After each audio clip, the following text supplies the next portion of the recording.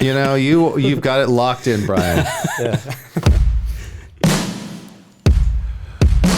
Welcome to Silicon Valley Impact, where business insight meets startup innovation. And now, please give a warm welcome to your host, Mr. Brian Sparks.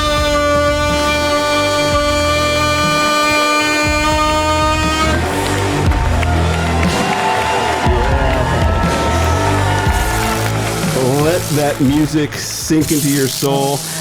And Brian, like a true... I fumbled a little bit there at the opening. Did you hear that? Of course you did. Everybody did. I'm so embarrassed. I can't. I have to go now. I have to leave. No. Like a true musician, you... Just keep it rolling. You riffed on. Yeah. They won't notice. They won't even notice. Except now that I told everybody. But no, it's funny. We have Chris Yeh in the house. We had Jeremiah Yang in here. Do you remember when he was here when I started coughing just uncontrollably? Oh, yeah. So you know what? We're down with a little messiness. Humanity is what we do here, right? We're examining the human aspects of Silicon Valley. That's how we prove we're not deep fakes. Yes. Exactly. Can I quickly say that intro was so cool? Imagine if every Zoom call you hop on, you get this type of intro. Oh, wait till we have a call. You and I. Wait till we have If you had to walk on music and an announcer for your call, you're the last one into the room. Yes. Oh, God, Now that he's that'd be retired, excellent. you should get Lawrence Tander to do it for you. That'd be tough. I like the that. ultimate WWE intro music with Brian and Brian. Yeah, really. I love it. Well, it's good to Yeah. see you, Brian. It's nice to see you too. Yeah. Yeah, we're back in rhythm, even though Yeah. it's summer and we've got these vacations popping in and out. But hey, I know I'm going again next week, so I'll be gone. We'll be gone. I'll be gone again next week. yeah, just for 1 week. Our audience will be getting a lot of clips from past shows. So if you haven't seen some of our previous shows, definitely go where, Brian, and do what? Go to our YouTube channel. Just search Silicon Valley Impact. Is this where am I picking up what you're putting down? Yeah, exactly. Go to YouTube, and when you get there, hit the subscribe button right away. Don't even think twice about it. Just get there, subscribe right away. That helps us to get traction with the show and reach a wider audience and build this thing that we call Silicon Valley Impact, right? This is Silicon Valley Impact. Well said. Can't say it enough. Well said. Okay. Right, Hey, do we want to talk about what you've been up to? That's normally what we do. Like, have you been anywhere? Have you done anything interesting? What's this week been like for you, Brian? I think both our guests is, and when we bring them in a minute, we'll test. Summer is kind of the downtime. Oh. You get a chance to kind of do a few things. I've been spending the week with Skylar. That's your daughter? Yeah. Yeah, And great. How's she? She's doing well. She goes back to school this week. Is she excited about that? She's excited, yeah, because she's a big fifth grader. And No. she's ruling the campus. Wow, king of the class. Yeah, king of the campus is a fifth grader. That's and then, great. And then it's Shout out to Skylar. Yeah. Hey, good luck this year, Skylar. Yeah, to all the kids. She listens every week, doesn't she? I've yet to find a moment where she does listen to anything I actually say. All right, Brian, I do got a couple things that's to it. share. Just that's all. Just time with your kid. Yeah, kids, and there has been a few events. We've got a few events coming up. Okay. I want to remind everybody, happening August 27th, Step SF is coming back to the Bay Area, so please check out the link in our bio and the post. There is a promo code there, SVV20, to get 20% off those tickets as well. I'll be there. You guys going to be there? Most likely. Most likely. Chris? I'm sure Jeremiah's going to drag me over there because Ray is a good friend of his, and I usually end up going. Yeah, Ray's going to be on the show on the nice. I think that week as well. So he's coming in. And then also October 28th, One Way Summit. Does that sound familiar? Ooh, I'd have to look at I think my you did that calendar. one last year. Could very well be. Or Jeremiah did. Well, One Way Summit 2026 is happening in San Francisco. That's October 28th. You're definitely going to want to check out that. Got a ton of great names showing up for that event. So I'll be emceeing that event. And you can also get tickets on Luma, and I will put the link in the show notes.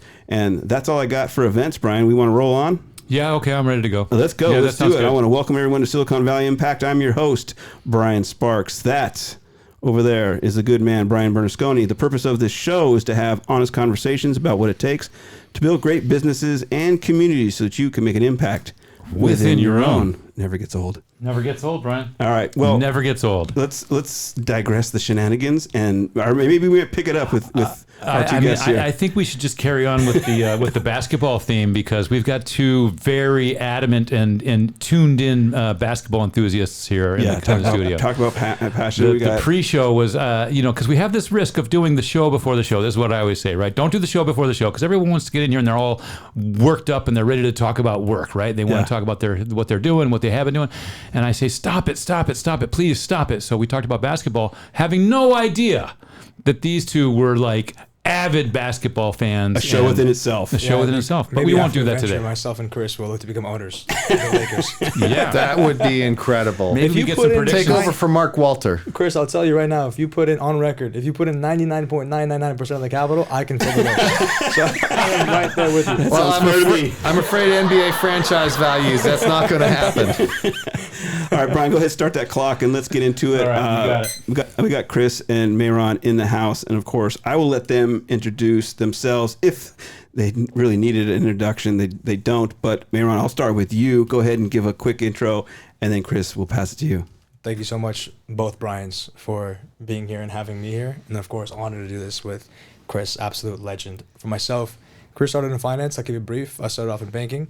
From there, I went to work at a fund of funds. We had around 50 billion invested across all asset classes: private equity, private credit, hedge funds. Majority of my exposure was in venture. From there, I went and became a founder, founded a syndicate here in the Valley. Didn't know a soul, by the way. So I'm happy to speak about building out contacts in Silicon Valley. Became oversubscribed in all of our deals. From here, founded my second company, capital raise business, specializing in helping startups raise capital. Scaled, went worldwide. We're in 4 countries. Got recruited to come over to the venture side. Did well. Ended up leading an investment team for a fund here in the Valley for their Fund 4. And then from there, left to go build what I'm working on right now. It's a firm by the name of Inside Round. We specialize in helping founders master the art and skill of fundraising. Fundraising by nature is just a skill. And if you can systematize that approach, you're ready to rock and roll. So, dude, I love it. So we'll definitely unpack that. And for those who haven't read the show notes yet and aren't watching on YouTube and just listening, give them your full name so that they know who they're listening to. If you don't recognize it already. I'm a random guy compared to these two. Full name is Mehron Sharq. Good to see you, buddy. Good. And again, I don't think there's been 2 individuals or any individuals I've been trying to get in here longer than you two. And so this is a huge moment to have you both here. Chris, good to see you, man. Good to finally have you in here. Excited to unpack what you've been working on, but introduce yourself to our audience once again, if they don't already know who you are. Well, likewise, again, I also want to thank you so much, Brian's, for bringing me in and for having the opportunity to sit down and be a part of this with Mehron. This is so exciting. We got to spend more time together, clearly. So a little bit about myself, Chris Yeh. If you know me, you probably know me best for writing this book, Blitzscaling, which I write books with my friend Reid Hoffman, the founder of LinkedIn. And this is our most famous book. I also run a venture capital firm called Blitzscaling Ventures that invests in companies that we think are tackling valuable winner-take-most markets. And most days you'll find me either creating content, wandering around speaking to audiences, investing in entrepreneurs. The thing I like most, I have a personal mission statement as documented in the book, The Startup of You. And my personal mission statement is to help interesting people do interesting things. So that is why I'm so glad to be here with everyone today. Well, I got to trot this question out first because it's similar to what you just shared. Mm-hmm. Both of you are very passionate about what you do. You're excellent with people. There's, if I may say, there's the showmanship. I mean, because marketing's huge in order to kind of stand out, and you guys do it phenomenally. What is it that you love so much about what you do in the past, now, and forever as being, in the sandbox of venture? Mehron, I'll start with you. I'll say one of the biggest blessings of being in Silicon Valley is just the absorbent amount of talent and the density of not only intellect, but just ambition. Mm-hmm. These are some of the most brilliant people in the world solving the most brilliant challenges that there is. And for myself, there's a lot of really good products and ideas and companies that actually never get to that point of meeting Chris or going very well with Chris and getting funded, and the list goes on and on. What I'm most passionate about is the world can become a much, much, much better, at least more efficient place if those products, teams, or companies can get funded. That's what I specialize in. Mm-hmm. So I'm able to go make that happen. And it's electric when you see a founder who's working so hard on something. They just need to change maybe a bit of the narrative, or they just need to do the right introductions, or bring the investor lens from how a VC is looking at it into something. and the whole dynamic shifts. And then I can introduce them to someone like a Chris, and Chris goes, yeah, superstar. Make that investment. That's pretty cool. You love watching people succeed. Oh man, it's unbelievable. Yeah. We all win together. I always say there's no point in success if you can't share it with those around you. And success isn't just monetary. It's knowledge, skill set, wisdom. The list goes on and on.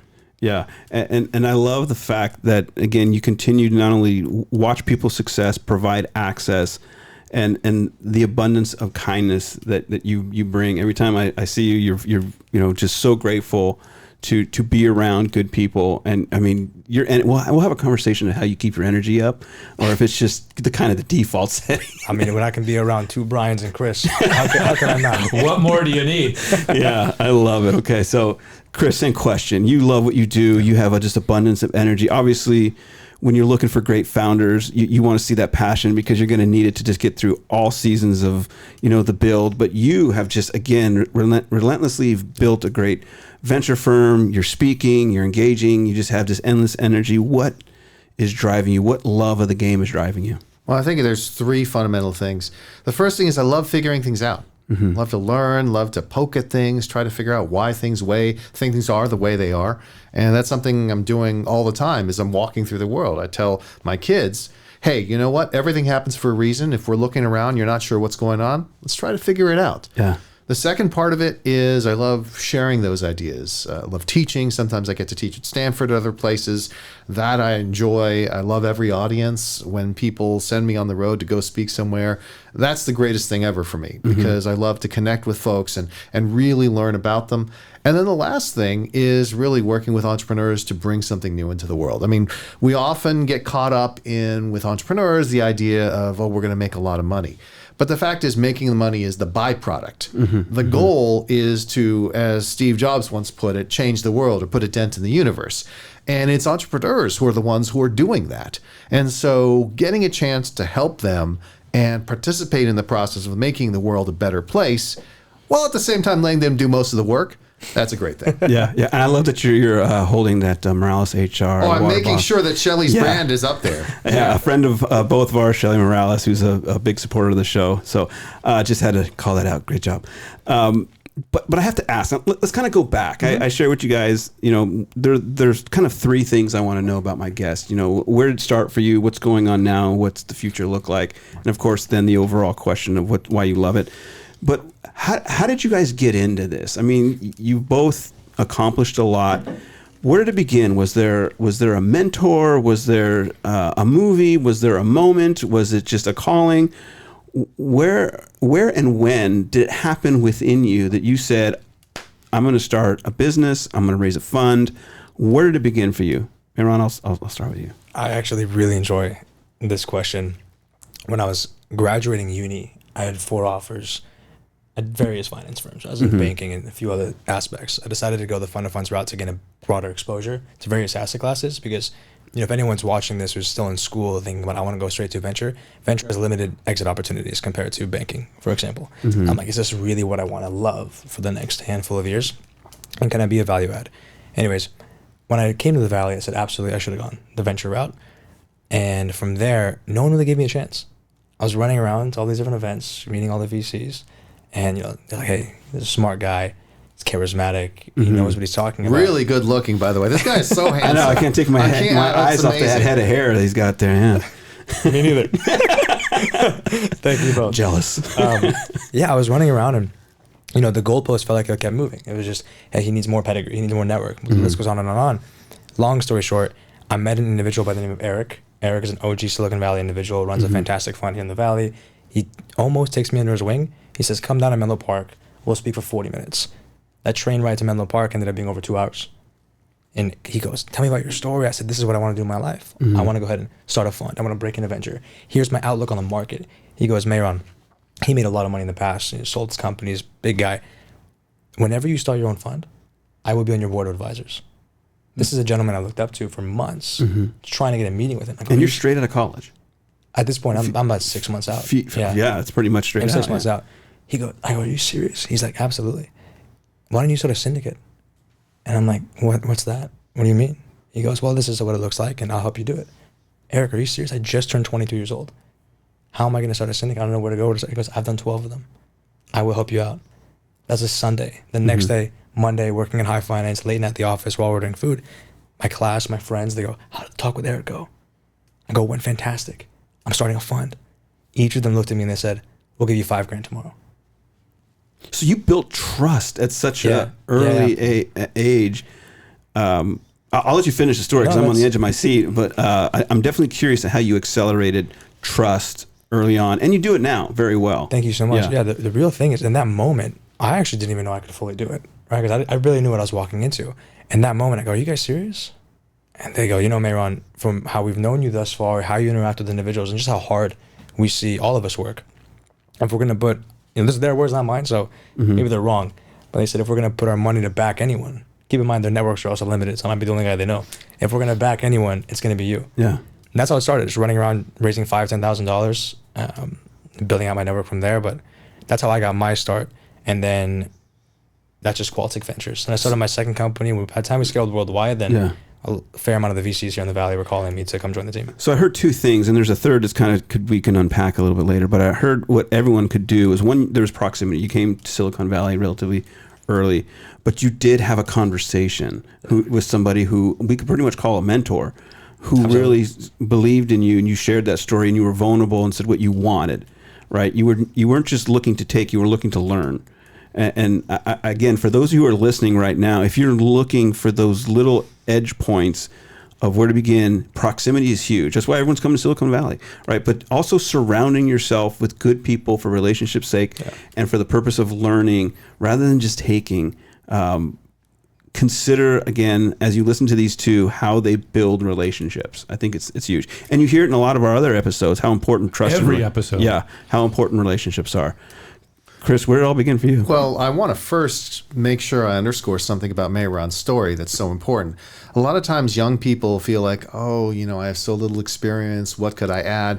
Why would somebody like an Eric actually spend 2 hours talking with me? Yeah. And the fact is, youth can be an amazing advantage. Us old guys, we're sitting around. We know that the stuff that's happening at the cutting edge, the stuff that's going to become popular, is not something we're going to learn from our peers. Yeah. Because they're all old too. So we need to really tap into what people who don't have all these preconceived notions about how things work are exploring. Yeah. And whenever I hear somebody who has reached a certain age and they talk about young people and this crazy stuff, and I don't get the YouTubing and what's up with TikTok, and I'm like, listen, you don't have to like it yourself, but you should try to understand it, because if it is something that people are doing, otherwise you're like the person in 1950 saying, this rock and roll stuff, it's never going to catch on. This internet thing is a fad. Yeah. Can I add to the youth point really quickly? As a young individual, young is relative. The cool aspect is you can use it, as you said, to your advantage here, where no one's sizing you up. See, if you're 21 years old, 21, 22, 25, 30 even, you go to the individual who has so much more life experience than you, and they may be, double your age or so.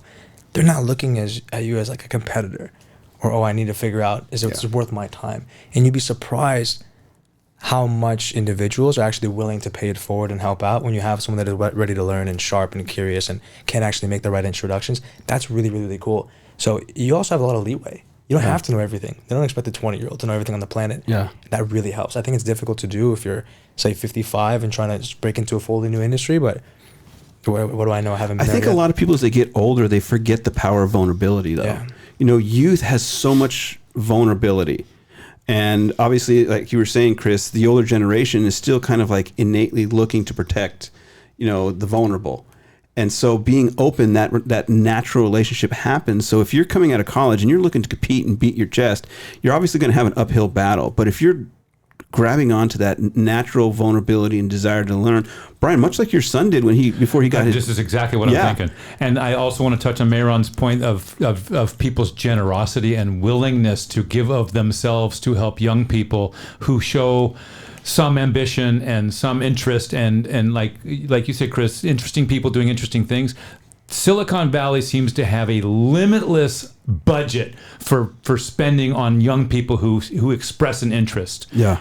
Not everybody, but almost everybody seems to be willing, with my son, to take the time to help him get where he wants to go. And he landed in the perfect spot. And that was distinctly through the kindness of strangers a lot of the time. Yeah. Yeah. So I mean, I got hair standing up in the back of my neck. It's a great story, though, right? I mean, you were 22 years old, right, Mehron? You were 22 and you were asking for help, and somebody came along and helped you out and pointed you in the right direction and After a lot you. of no's, I will say, but yes, Truth, fair enough. Yeah. But tenacity and persistence paid out. Absolutely.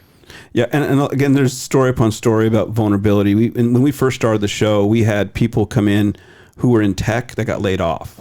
And those who were willing to say, look, hey, I just got laid off. Now I'm in a space looking for this. And they were open. And this particular guy who came in, he would show up to events and volunteer and just share, like, I love this space. I got laid off. Now I'm just going to immerse myself. He was on the show telling that story. One of my favorite stories on the show was vulnerable about being laid off, told what he was looking for, and he was employed 2 weeks later. Just, again, so this character quality of vulnerability, curiosity, and kindness, I think can't be emphasized enough. I agree. Yeah. And really speaks to the power of Silicon Valley impact. Yeah.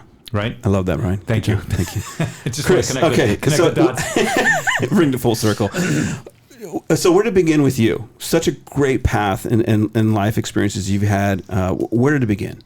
So I would have to say that it is a remarkable example of dumb luck in many ways, at least my career in the startup world. Mm-hmm. Although the things I'd done before then, it turns out actually prepared me for those worlds. So I came up here to Silicon Valley to go to school at Stanford. And of course, great university. And the interesting thing is when I was at Stanford, I studied a couple of different things. First of all, academically, I studied product design engineering, so part of David Kelly's design program, what led to the D School and IDEO and everything else. And I also studied English literature with a focus on creative writing, fiction writing, because I was interested in being a writer. I just didn't want to starve, so of course I was doing other things. And so what would have been most natural would be for me to go to do an MFA in fiction writing, or for me to start working at IDEO, building out amazing devices and things like that. And what happened instead was sheer luck. So I get this letter in the mail from a very famous hedge fund called D.E. Shaw and Company, run by David Shaw. And this letter says, hey, you don't know who I am, but I run this company, D.E. Shaw, we're at the intersection of technology and finance. And we are really successful. We, on any given day, might make up 5% of the trading volume of the New York Stock Exchange. Wow.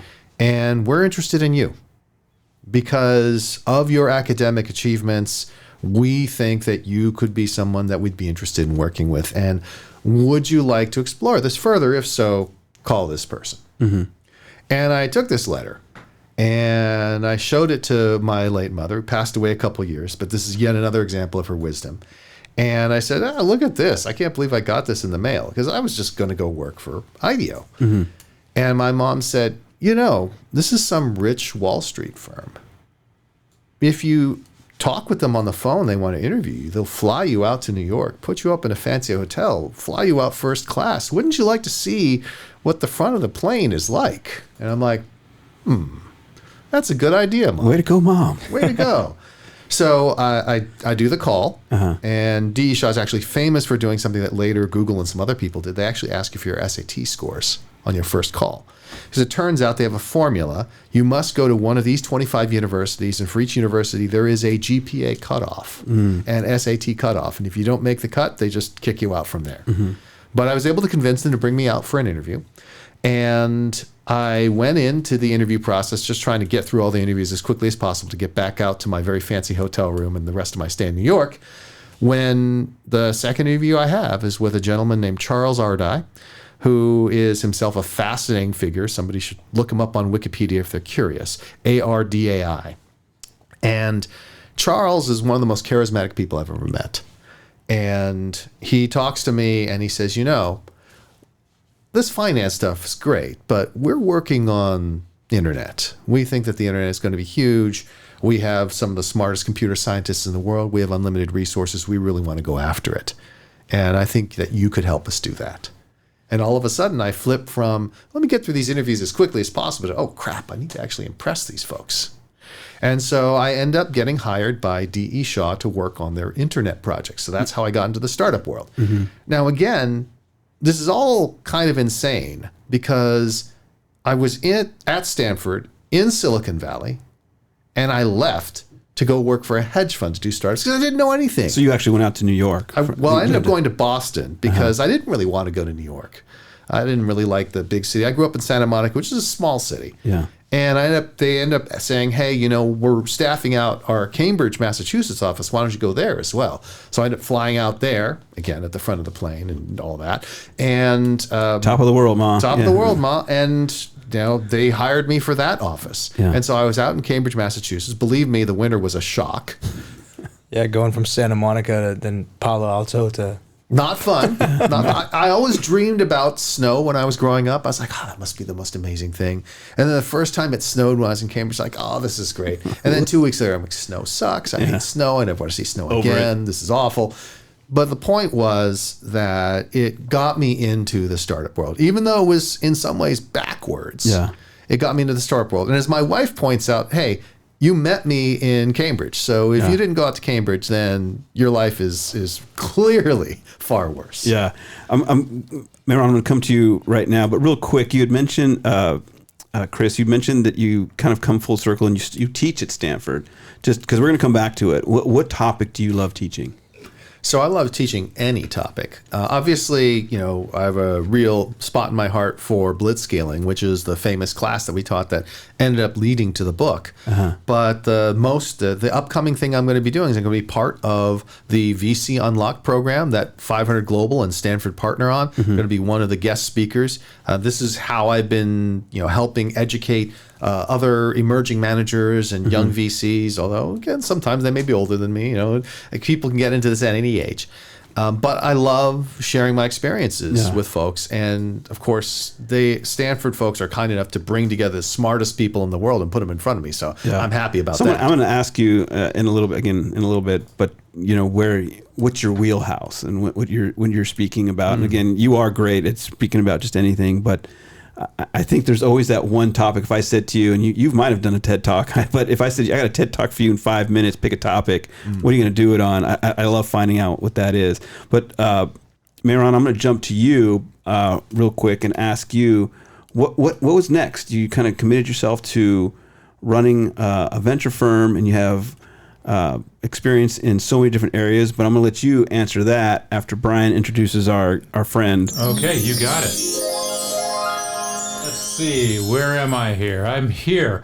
Okay, staffing, right, Brian? Yeah, this is what we're talking about. Talk because about everybody here, I mean, really smart, intelligent, very accomplished people, but we also need to hire talent, which is our biggest competitive advantage. But you have to hire right. Moralis HR is the human-centered, hold on one second. It's the human-centered recruiting and executive search firm built for today's business demands. They deliver curated, high-quality talent when it matters most. From full-time contract roles across North America, Moralis HR connects you to the talent your company needs. These are real people. This is real experience. And these are real results. If you're falling behind on hiring, if you're frustrated by low quality candidates, if you're worried about the rise of fake resumes and fake candidates, go to Moralis HR, moralishr.com. Okay. All right. Out the door the ad fairy goes. Thank you. And back to our regularly scheduled programming. And Shelley Morales has been a friend of mine for many years. She is an amazing woman. You will not go wrong by going with Moralis HR. Excellent. Hey, wow. Thanks, Chris. Nice. Way to go. I appreciate that. You just got another year of contract here. Thanks, buddy. All right, so we're having a great conversation. I mean, unpacking the lives of these two great gentlemen who are not only good people but have done really well in their field. Mehron, before we went to the ad fairy, you had shared your journey kind of out of college, and then you saw that people were really believing in you, and you started to build. Talk about now, like, I mean, there's been a lot since then and now what you've built. Talk about building from multiple perspectives, because you built the firm, you built the fund, you built a startup twice, is what I'm hearing, and then back to building a fund. Talk about the journey of building. And if we're speaking to our audience who are building, whether it's emerging managers, because Chris, I'm going to ask you about, what advice would you have for emerging managers? whether you're building as an emerging manager or a startup, what have you learned from that process? It's a great question. Quick, I'll touch on Chris's point when he's teaching. It's awesome he's doing it because, as you know better than myself, our world in venture is almost this black box. Yeah. There's not enough information out there, and the education is not nearly good enough. No chance. There's so many real world examples that like even GPT or Claude cannot tell you about all the time. So it's really awesome that he's doing that.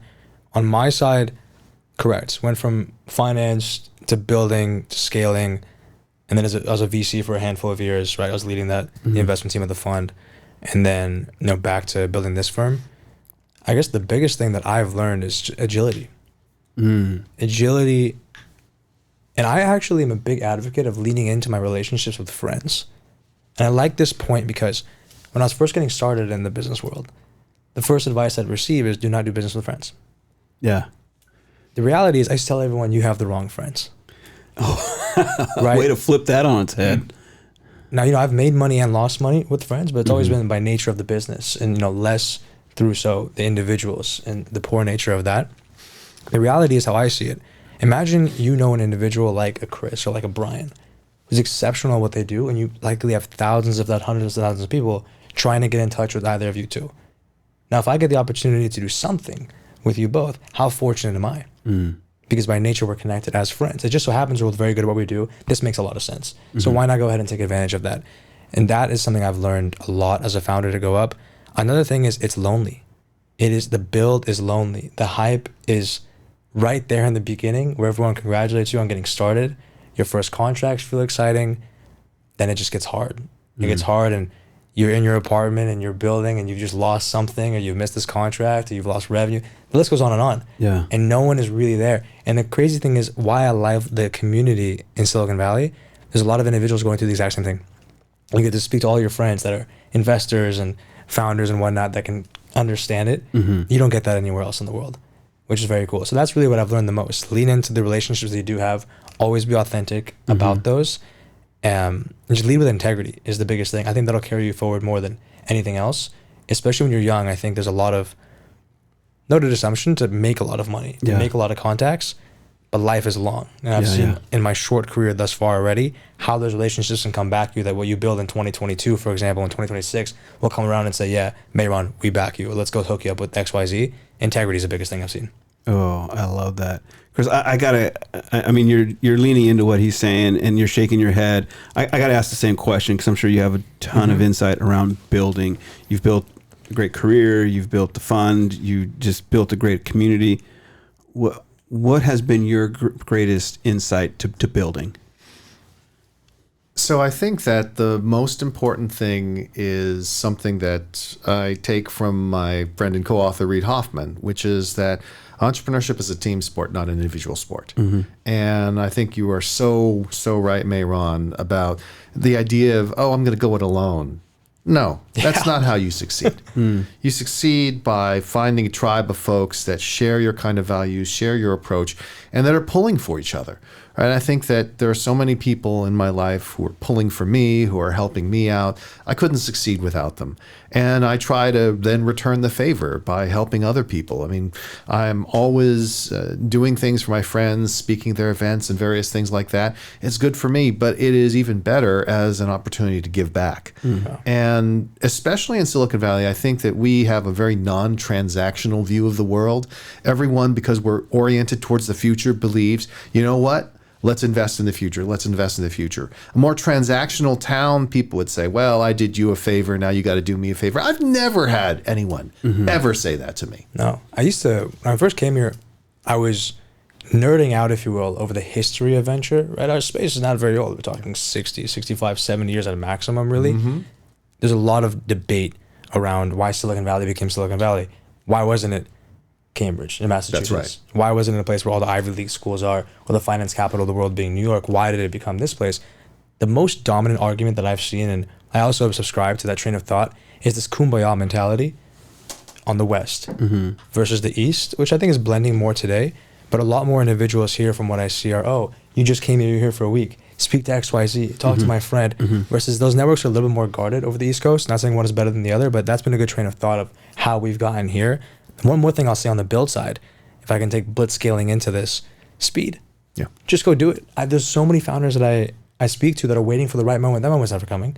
Just go make it happen. It's like Nike's logo to plug them because they need my plug, right? Just do it. Yeah. Just go out and make it happen. Yeah. So we move quickly and get those feedback loops and go on and on. It's the greatest thing you can do as a startup. Perfect segue. And you grabbed your book. Yeah. Talk a little bit about Blitzscaling and what you built. Absolutely. And I just want to finish putting a button on what Mehron was saying, which is here in Silicon Valley, how often do you say, oh, I've got an idea, and people say, that's a dumb idea. You should never do that. Never. What would happen if you failed? Yeah, it doesn't happen. And yet, in so many other places in the world, that's exactly what you'd hear. But here you say, oh, well, that's pretty interesting. Hey, I think you could do this and make it even better. And oh, by the way, I've got a friend who can help you. Right? We are open to the possibility. And there's a classic thing about people who are optimists and consider themselves lucky. They actually have better outcomes in life. And that's because they are open to the possibilities. And this is a region that's all about being open to the possibilities.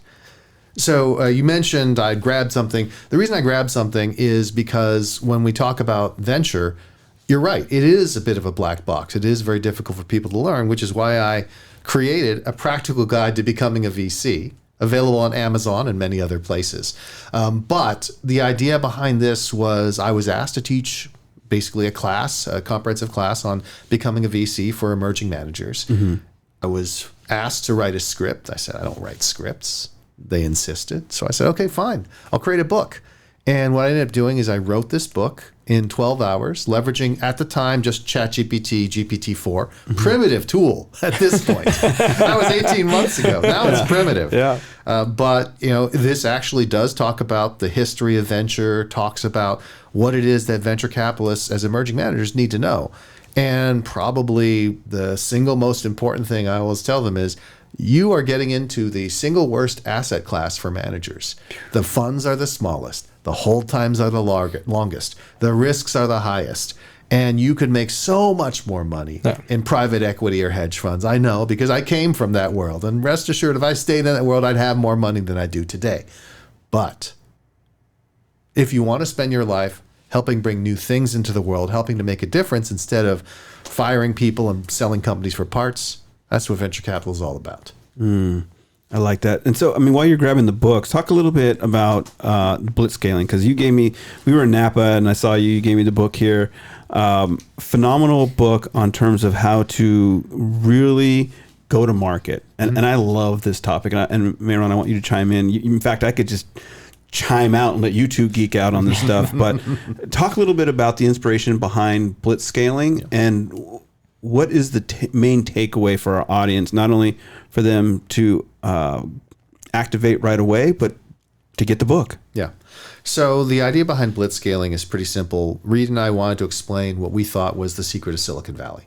So a lot of times people are very excited about Silicon Valley, but if you ask them what's the secret of Silicon Valley, they come up with these answers that actually don't make a lot of sense. They kind of sound right, but then they don't hold up to scrutiny. So the answer might be, well, we've got these amazing universities. Stanford's a great university. Berkeley's a great university. A lot of other great schools around here. San Jose State, for example, has more employees at Apple than any other university. That's all great. This is not the only part of the world with great universities. People would say, oh, we have amazing investors. So we have all these venture capitalists. And of course, Mehron and I are very glad that this is a center and area for venture capitalists. But at the same time, there's investors everywhere. And by the way, we don't get all of our money to invest from sources within Silicon Valley. The rest of the world pours their capital into Silicon Valley to invest. And that capital is available in other places as well.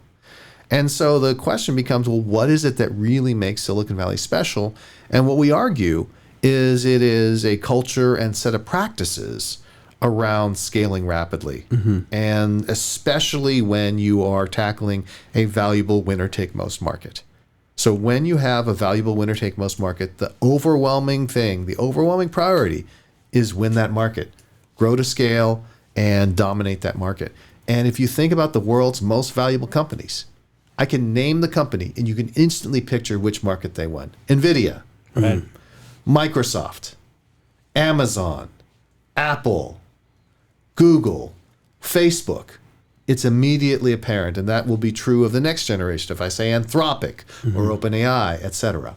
And so the whole point behind Blitzscaling is to take this secret and make it available to everyone. Because having a monopoly on this, Silicon Valley doesn't need to like hold on to these ideas. We want to spread those ideas. We want there to be more change in the world, more opportunities, because we believe that a lot of those great companies are still going to end up coming here. Now, here's a question for both of you. And again, you guys can geek out on this. Is capital king, right? Do people, in order to grow, need the capital? And Mehron, you help people raise. You help VCs, emerging managers raise.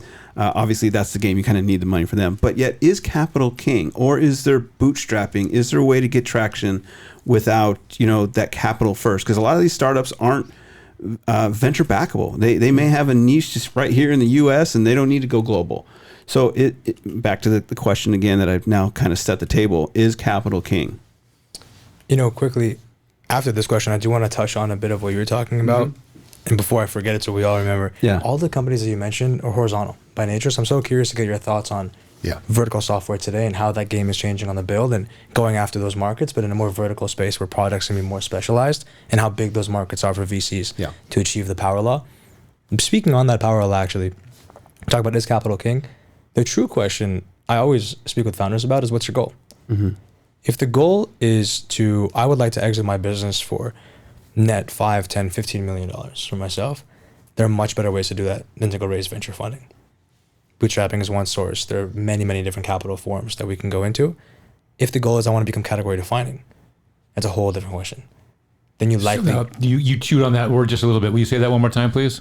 If you want to what? Category defining. Category defining. Thank you. It just got lost. Yeah, that's a different question. That's a different equation. When the VCs are investing in you, Chris is looking for... I don't want to speak out of turn, but Chris is looking for escape velocity. That's right. He wants this to go nuts because that's what he needs for his fund's mandates, right? Let's say you have a VC firm, I'm sure the entire audience knows this, but just to give a high level, VC firm has $10 million to deploy. $1 million goes into, say, 10 companies. We're expecting maybe 6 of those to go to zero, 2 to break even, 2 to just return the entire fund and more. You need to see escape velocity for that. So the goal really in the question is this capital king is what's the goal for you as a founder? And there's a lot of challenges and strings that comes in raising from venture. You need to go raise again and again and again. There are terms and provisions associated with it. It's wonderful capital that can unlock so many doors for you, but you can do so much more with less in today's world, depending on what your goal is. Yeah. That's so good. Again, what are your thoughts? Is capital king? Obviously, I see you shaking your head. So what would make that not true? Is there something we add to this, or we kind of walk back? Yeah. So I think that we have to step back and ask, what's the purpose of starting a company? And oftentimes people forget and they just think, I'm going to start a company, I'm going to get rich, I'm going to get famous. By the way, those aren't good goals to have, but so be it. And really, the whole point of starting a company is because you feel like something needs to exist that didn't exist before.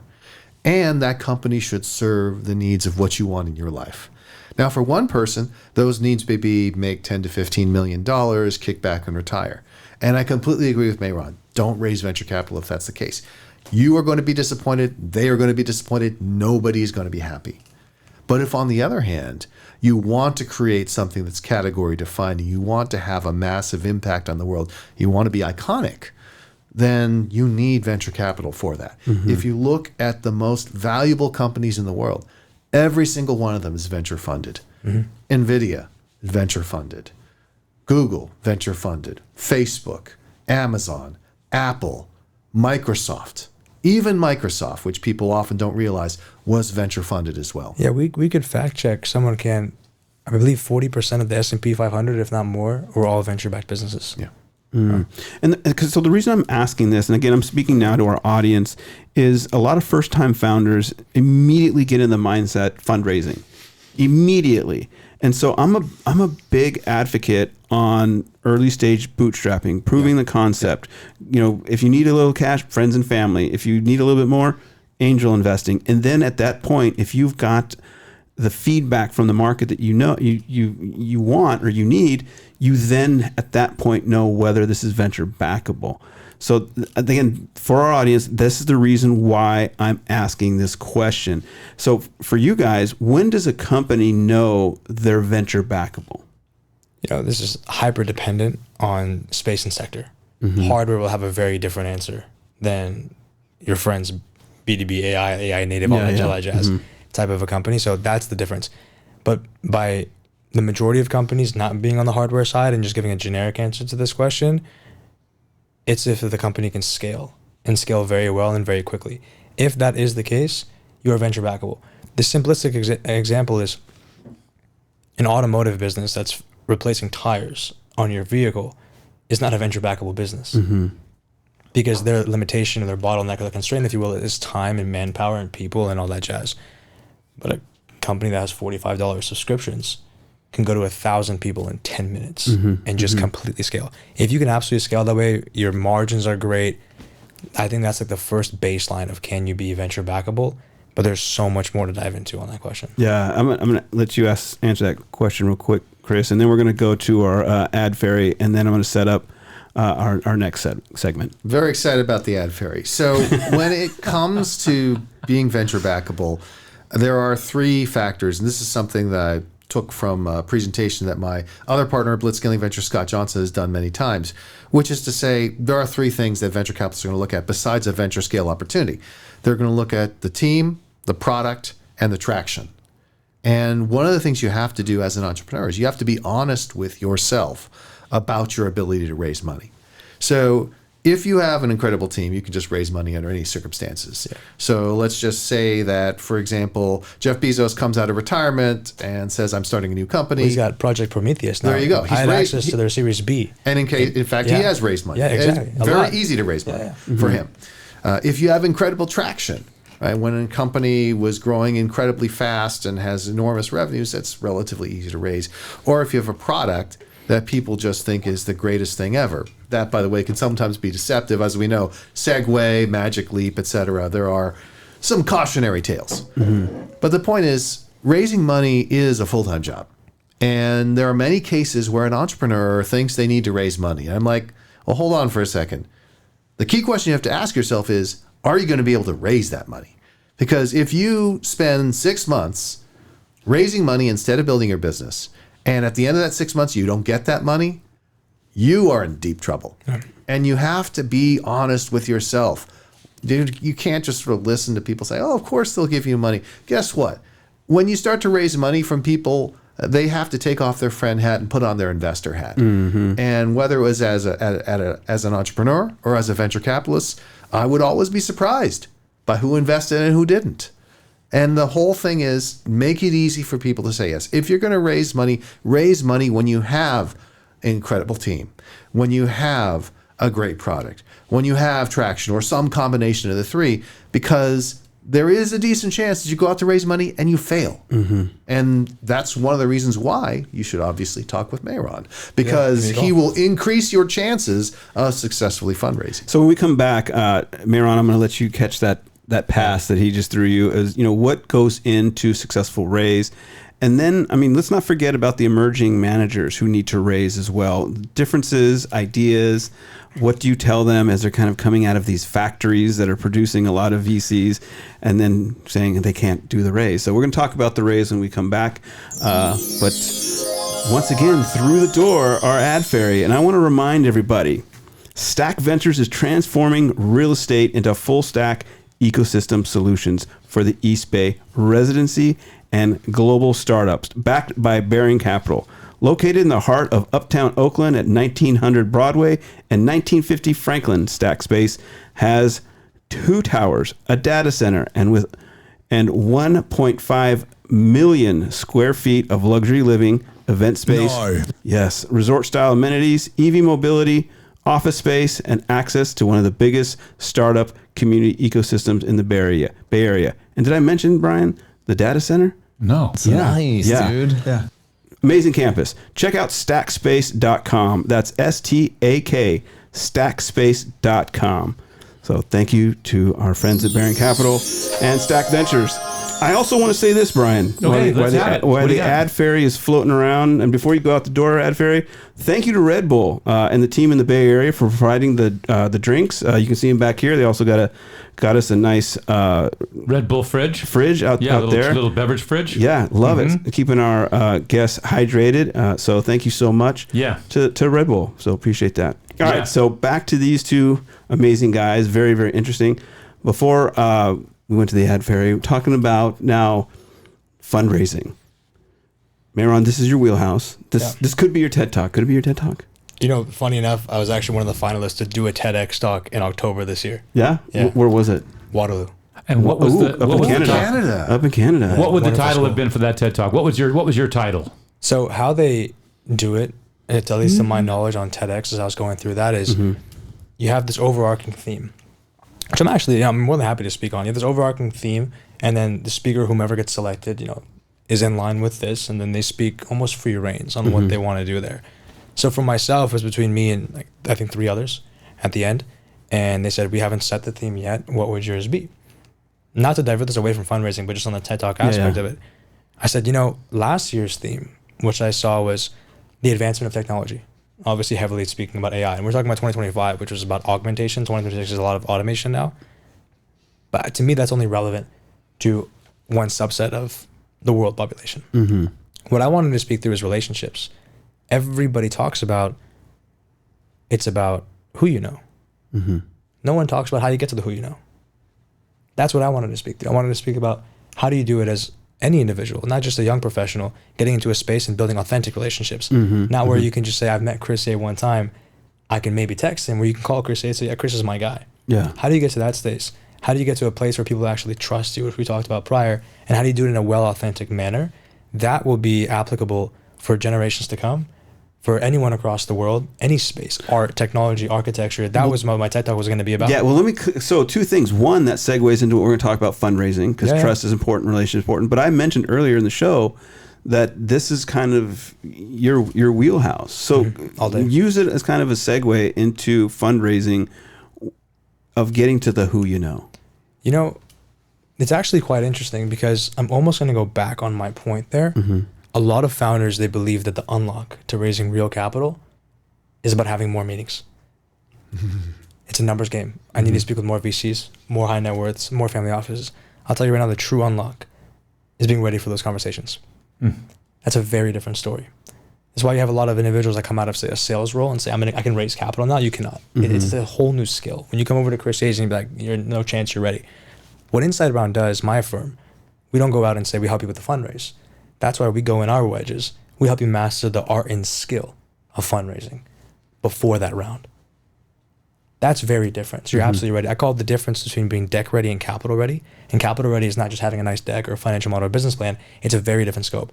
How you do it is a 4-pronged approach to the system that we've gone ahead to build.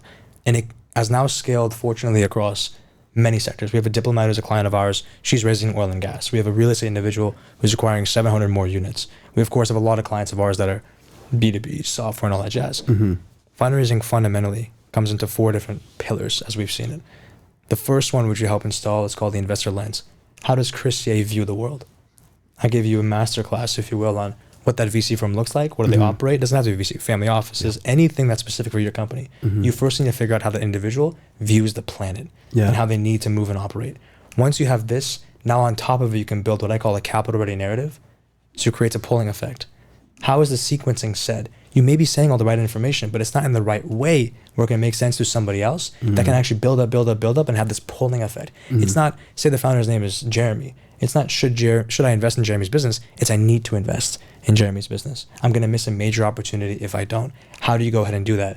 That's what we go ahead and build with you as a skill. The deck really is just about landing the meeting, driving the meeting, and sharing it internally. There's a meeting mastery element as well, so you're a superstar. And then the last part at this point, not to go on this TED Talk, if you will, about how to fundraise. At this point, you've worked so hard, at least through our system. We've done so much work to get to a point where you're receiving those term sheets. Everything is working out quite well. Let's make sure you're protected. Let's make sure you understand it's not about insulting anybody's intelligence to go over definitions on liquidation preferences, pro rata rights, and more. The internet or Claude can teach us this. It's about how do you evaluate and negotiate those intelligently. How does this pro rata right affect you in year 3 or 4? How does that drag along right affect you in ways that we spoke about a little bit earlier? AI is not going to tell you about those things. So I give a lot of real world examples of my time in venture and transactions, but that's fundamentally the whole thing. So even when you don't have the network or the trust with a lot of different investors, you can raise and raise well, as long as you have this skill in place. It's like martial arts. It's becoming a black belt in combat, right? Not every fight's going to look the same, but you have a toolkit and you know exactly how to do it. I tell all my clients, you'll never need me again. You won't need me for your next rounds. You won't even need me for your next companies. If you're in tech today, you want to go to real estate afterwards, the fundamental principles of raising money, how to think about it, how to move, how to structure different things is exactly the same. That's why we've been able to fortunately scale. We have clients around the world now. We have major partners, one with a company that everybody knows here in Silicon Valley that we are signing this week, hopefully. Congratulations. Thank you so much. Yeah, so it's going very, very, it's splendid right now, and it's working for a lot of people. So just to kind of button that up, you said it's a four-prong approach. Yeah. Give the soundbite real quick. Investor lens, capital ready narrative, deck and meeting mastery, and term sheet strategy and cap table building. Love it. We do it highly specific for every single founder, specified to your situation and your company, where you are at today, but all of it falls within the same framework. This systematic approach is what truly works. So good. We could give a master class on that one. Thank you. Chris, pick up the ball here. So we're going to kind of change the lens a little bit. So what I'm throwing to you is we have all these emerging managers. Yeah. It's a class that you're going to speak on a little bit. You wrote a book about it. Let's look at the raise for the emerging managers. What does it look like from their perspective? So the thing that makes it difficult for emerging managers is oftentimes they have experience of being an entrepreneur and raising money as an entrepreneur. And what entrepreneurs don't realize is that raising money as a venture capitalist is even harder. The most difficult thing on the planet. Even harder than raising money as an entrepreneur. And raising money as an entrepreneur is not easy. So the reason it is harder is because differentiation is so much more challenging. If you're a venture capital firm, everyone operates on essentially the same economics, the same model. There's no difference in quote unquote price. And so you have to differentiate in other ways. So if you go and pick up your copy of Practical Guide to Becoming a VC, you could see chapter 2, once we've gone to the overview of how venture capital works, gets into these things. So fundamentally, if you're a venture capitalist, you have to be able to do 3 things. You have to be able to find deals, you have to be able to pick deals, and then you have to be able to access those deals. Those are the 3 things. And what you need to do is you need to build your VC firm around those 3 things. The first thing, build your VC brand. How are you going to find those deals if people don't know what you stand for? Because there are literally, and I am not joking, more venture capital and private equity firms in the United States than McDonald's outlets. There are 19,000 venture capital and private equity firms in the United States. There are 14,000 McDonald's locations. Wow. So you got to stand out in a market that is absolutely enormous. And building your brand is a big part of that, making sure people know what you stand for. The second thing you need to do is you need to build a differentiated deal sourcing engine. Great, you got a brand. I could not go out there and raise money and just say, people know about Blitzscaling. We'll find deals. You have to build a deal sourcing engine. In our case, it's a variety of things, including the Llama Lounge event series, which you've attended, Brian. But we are able to tell a story as to how we're going to find those companies before other people do. And then you have to be able to pick the companies. You have to have a strategy. Maybe you have a specific thesis. Maybe you have specific expertise that allows you to do a good job of taking those companies you sweep in and figuring out which ones to invest in. And then finally, how do you convince the entrepreneurs to say yes? Because you want to find entrepreneurs that everyone wants to back. Yeah. You want to find entrepreneurs that people are convinced they're going to make money, and you need to be able to get them to take your money. So what value add are you offering to them other than, hey, I'm a nice guy, I'm a nice gal? How are you going to help them succeed such that they choose you over everyone else? Oh, that's so good. God. Do you guys have another hour? You guys are so good. All right, you can grab that book on Amazon. We'll definitely have the link in the show. Ton of knowledge here. Mehron, you're going to write your book pretty soon? Because it sounds like you got some good insight. I appreciate it. Someone actually, funny enough, did approach me recently about writing a book. I don't have the time for it, and nor do I think I'm... You do have the time, No Mehron. excuse now. There's your segue, How to write- Chris. How to write your book with AI in a day. I wrote my book in 12 Wonderful. hours. Your technology is more advanced. You can probably cut it down to 6 or 7 at this point. On a lunch That is break. wonderful. I love it. Yeah. So again, Wow. you can grab all 3 of these books on Amazon. Sounds like, again, writing a book has positioned you well for a lot of speaking events. Is That's that right. right? Yeah. And you're one of the few VCs that have come in here and really advocated a brand. And Mehron, you've done really well with your brand.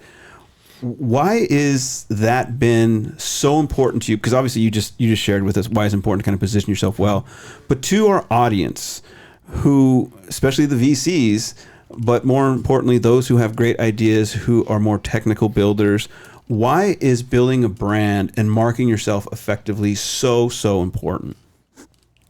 I'll be honest. I appreciate your take on how I think the perception of Mehron's brand, if you will, has been a lot of form of luck. It's actually never been. I should have actively pushed for it more. Last time you and I saw each other at the Red Bull event, I remember we were hanging out with some friends, and you're like, man, this guy Mehron just came in and took a storm, This guy just blew up. And I could have done a better job. All the publicity and everything that's come from my end has actually been more so coming my way and me kind of fielding off. But I should have leaned into it more because of the plethora of opportunity that comes your way because of it, especially when the brand is correct. If it's not, they've just done okay in investing, if they have some sort of differentiated approach with that brand that makes you different, people are backing you with more money, whether that's LPs investing in your VC firm, whether that's entrepreneurs accepting your check to be on their cap table. Even for myself right now, I have a handful of clients of mine that they'll see me on Forbes and they'll say, yeah, okay, you actually know what you're doing. There's so many bad actors in this space that we get where you're differentiated now, and it's quite important for a multitude of reasons. I think that's, in today's world, king. It's a great way to build trust in many different ways. But to be honest, I don't have the greatest advice on building a brand because it's happened for me. Almost. Well, let me speak based on the observer of what you two do really well. Is I know what you do, right? But when you speak, you're providing value, not to sell what you do. It's like you hear what's going on in the market or what someone needs, whether it be an audience or an individual, and you speak to that and help bring them value. So there's this component of you two who are great showmen, not from the traditional perspective, because you both are incredibly humble. And I think that's the super sauce to those who do well, is they provide value to others, not because they're trying to sell it, but because they see the audience needs it. And it comes with this heavy dose of humility that is just infectious. So I see that in you too. It's probably an unconscious confidence. But if you were to tell somebody on how important it is to not only build their company brand, but a personal brand, there's almost like a dual track. What advice would you give them to get that start going? So I think that you have just really encapsulated it nicely. There are two things that you want your brand to do. You want your brand to convey to people who you are, what you stand for, what you care about, and also how you can create value. And if your brand does that accurately and effectively, then it's going to be a good brand. A brand where you come up with slogans and you claim to be something you're not, people are going to find you out. Yeah. It's got to be authentic. It's got to be based on who you actually are. Yeah. But just saying, well, people will figure it out, people will know. No. Right? This is a world where there's so much noise. You've got to be able to cut through that noise. You've got to find ways to connect with people. The way I explain it to people is, imagine if someone sat down with you and spent half an hour with you. They would probably think you were amazing. Okay, great. You can't do that with everyone in the world. You don't have enough time. How does your brand do that for you instead? I love it. That was very well put. One thing I'll say to go a bit more granular, for the audience watching who associates brand with maybe PR, that's not always the case. In my humble opinion, you're building your brand every single day. The four of us are building our brand, just sitting in here with one another and how we view each other. Right? Chris Yeh's brand has obviously been so elevated in my eyes in general, same with Brian and other Brian, but now it's even more heightened.